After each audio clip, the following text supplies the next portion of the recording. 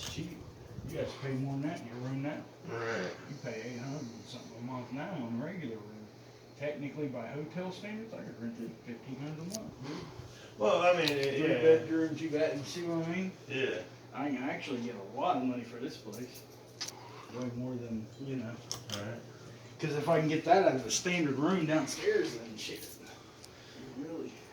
But I was thinking more like he'd do like long term, like actually leasing it out, like it's an actual apartment, not like doing it hotel style. You can't do that though. Yeah, because it's not zoned for that. Well, it is zoned. He lived up here, so. Well, right, It's zoned, it's zoned for that. This is a rental building. I mean, that's what it's based on. So it is zoned for that. But the only thing you're running problems with, like you guys staying downstairs.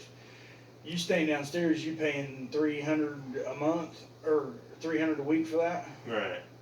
That's $1,200. You find out I'm renting this whole apartment up here for $500. Are you gonna have something to say?